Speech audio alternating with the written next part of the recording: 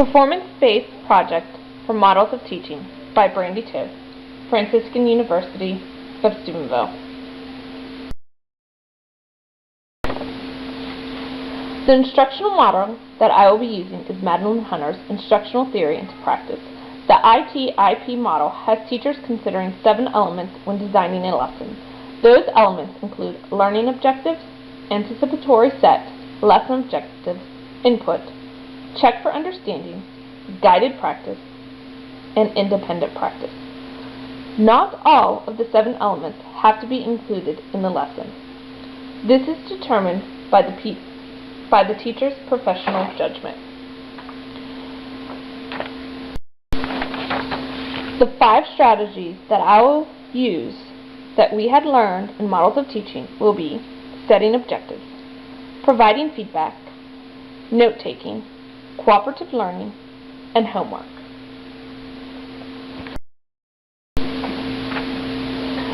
The learning objectives for this lesson are from the Common Core State Standards for 7th grade English Language Arts.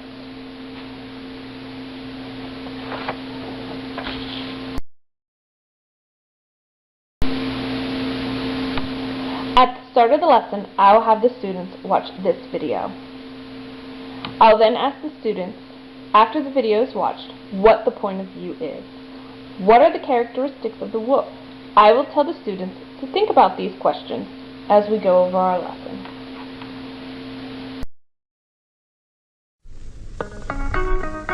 Everybody knows the story of the 3 little pigs. Or at least they think they do. But I'll let you in on a little secret. Nobody knows the real story, because nobody ever heard my side of the story. I'm the wolf. Alexandra T. Wolf. You can call me Al. I don't know how this big bad wolf thing got started, but it's all wrong. Maybe it's because of our diet. Hey, it's not my fault wolves eat cute little animals like bunnies and sheeps and pigs. It's just the way we are. If cheeseburgers were cute, folks would probably think you were big and bad too. But like I was saying, the whole big bad wolf thing is all wrong. The real story is about a sneeze and a cup of sugar. This is the real story. Way back in Once Upon a Time, I was making a birthday cake for my dear old granny. And I had this terrible sneezing cold. And then I ran out of sugar. So I walked down the street to ask my neighbor for a cup of sugar. Now, this neighbor was a pig. And he wasn't too bright neither. He had his whole house built out of straw. Can you believe it? I mean, who in his right mind builds a house out of straw? So, of course, the minute I knocked on the door, it fell right in. I didn't just want to walk right into someone else's house, so I called out. Hello? Little pig? Little pig, are you in? Are you in here? No answer. I was just about to go home without a cup of sugar for my dear old granny's birthday cake. And that's when my nose started to itch. I felt a sneeze coming on. I huffed, and I snuffed, and I sneezed a great sneeze. And you know what? That whole darn house fell down. And right in the middle of that pile of straw was our first little pig, dead as a doornail. He'd been home the whole time. It seemed like a shame to leave a perfectly good ham dinner just, lying there in the straw. So I ate it up. I ate the pig. Thinking it was like a big cheeseburger just lying there. I was feeling a little better, but I still didn't have my cup of sugar. So I went to the next neighbor's house. Now this neighbor was the first little pig's brother. He was a little smarter, but not much. He had a house built of sticks. I rang the bell in the stick house. Nobody answered. And then I called. Hey, Mr. Pig! Mr. Pig, are you in? Then he yelled back. Go away, Wolf. You can't come in. I'm shaving the hairs on my chinny chin chin. I had just grabbed the doorknob when I felt another sneeze coming on. I huffed, and I snuffed, and I tried to cover my mouth this time. But I sneezed a great sneeze. And you're not going to believe it, but this guy's house fell down just like his brother's. And when the dust cleared, there was a second little pig dead as a doornail. Wolf's honor. Now, you know food will spoil if you just leave it out in the open. So I did the only thing that was left to do. I had dinner again. Think of it as like a second helping. I was getting awfully full, but my cold was feeling a little better. And I still didn't have my cup of sugar for my dear old granny's birthday cake. So I went to the next house. And this guy was the first and second pig's brother. He must have been the brains of the family, because he had built his house out of bricks. I knocked on the brick house. No answer. So I called. Mr. Pig! Hey, Mr. Pig, are you in? Do you know what that rude little porker said to me? Get out of here, Wolf. Don't bother me again. Talk about impolite. He probably had a whole sack full of sugar in there, and he wouldn't even give me one little cup for my dear sweet granny's birthday cake. What a pig. I was just about to go home, and maybe make a nice birthday card instead of a cake, when I felt my cold coming on. I huffed, and I snuffed, and I sneezed once again. And then the third little pig yelled, "And your old granny can sit on a pin." Now I'm usually a pretty calm fella. When somebody talks about my granny like that, I go a little crazy. When the cops drove up, of course, I was trying to break down the pig's door. And the whole time I was huffing and puffing and sneezing and making a real scene. The rest, as they say, is history. The news reporters found out about the two pigs I had for dinner. They figured a sick guy going to borrow a cup of sugar didn't sound very exciting. So they jazzed the story up with all that huff and puff and blow your house down. And they made me the big bad wolf. That's it. That's the real story. I was framed. But, maybe you could, loan me a cup of sugar.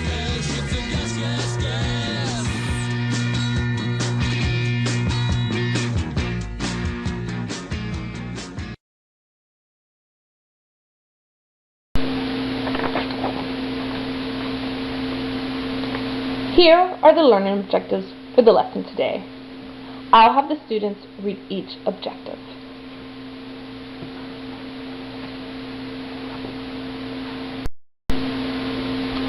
What is point of view? Point of view is the perspective from which an essay or a story is written. First person uses I or we. Third person uses he, she, it, or they. Here's the chart that lists both the personal pronouns and their possessive forms used with these point of view. Now let's think. What point of view is the true story of the three little pigs written in? I'll then have the students raise their hand, and with their fingers they will either indicate 1 for first person point of view or 3 for third person view. The student who is holding the number 1 up, I'll then call on one of them and ask, how do you know this?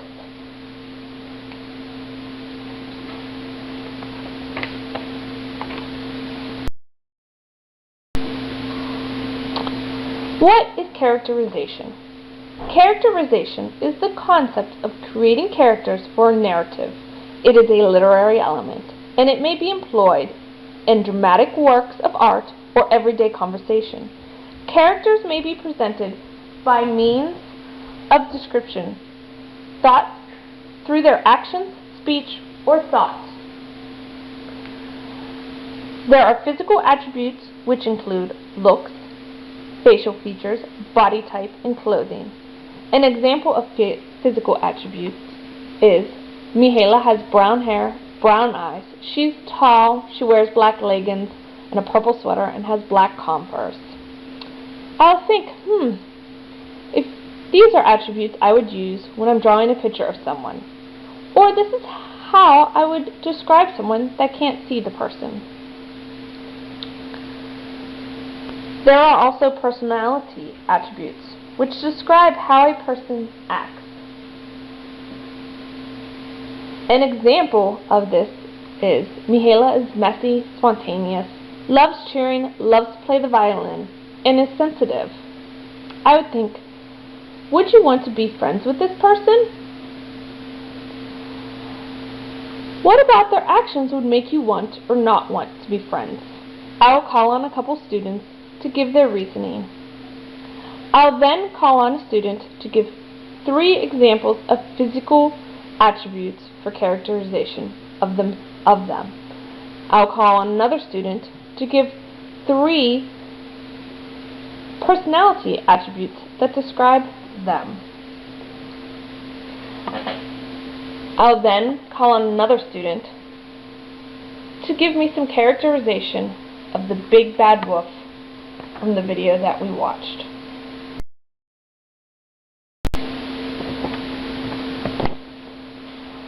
We will then read aloud "You Go Girl" by Betsy Brent. After the reading of the article is complete, I'll ask the question, what point of view is this written in? I will also model the thinking behavior. I will say,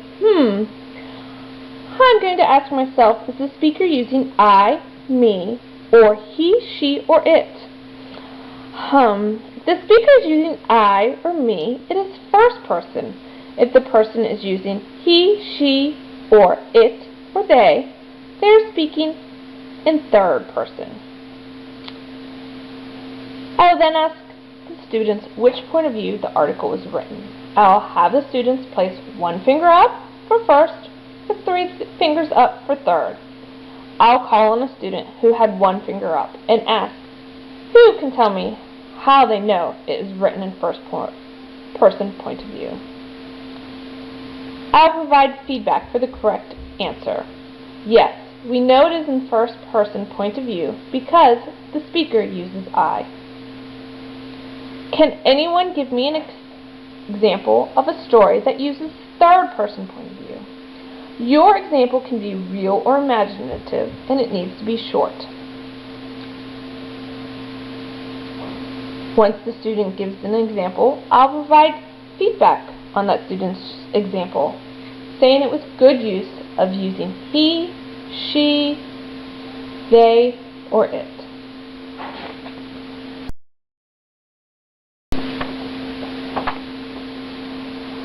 Let's look at that article again. What types of characterization is in the article? I'll have the students work in partners for 5 minutes. The students will answer questions about the speaker. How does the speaker feel? What are the speaker's actions? What do you believe the speaker's attributes are? What would you say about the speaker? Are there any other persons that you can find that their characteristics are described in the article? Name one and what it is. I'll walk around the classroom during those 5 minutes to listen and observe and give guidance when needed. Once the 5 minutes are up, I'll have a few of the pairs share what they came up with. I'll also provide feedback on the characterization.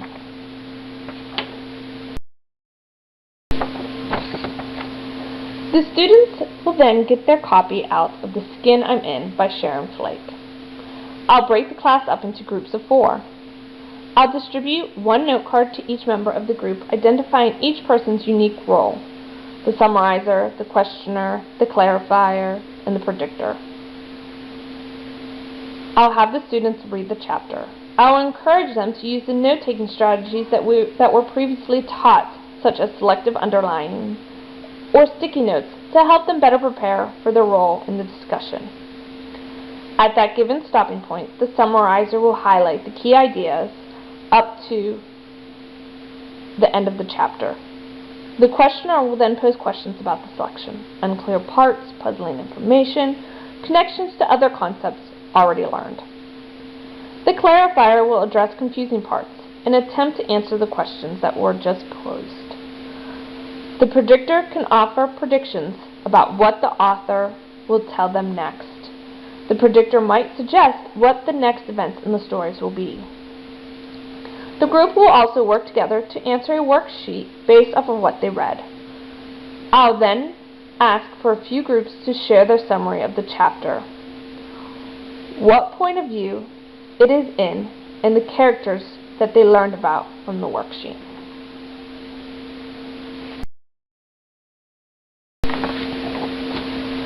This is the worksheet the students will use during the cooperative group.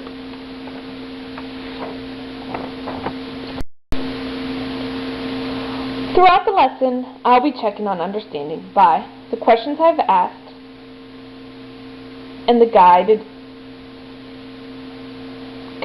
the instruction.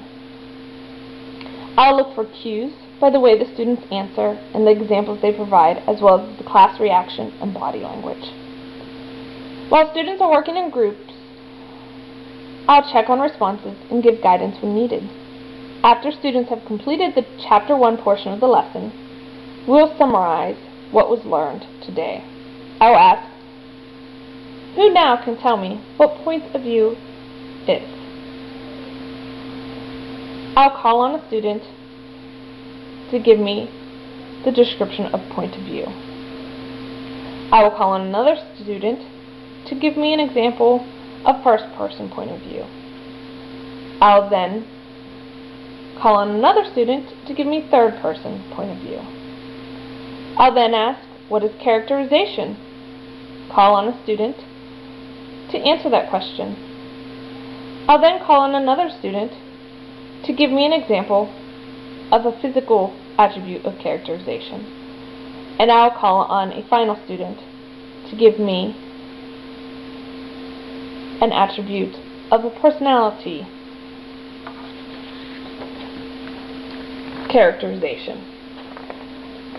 I'll then point back to our learning objectives for the lesson. I'll ask the students, did we understand what point of view is? Did we complete the task to understand what characterization is?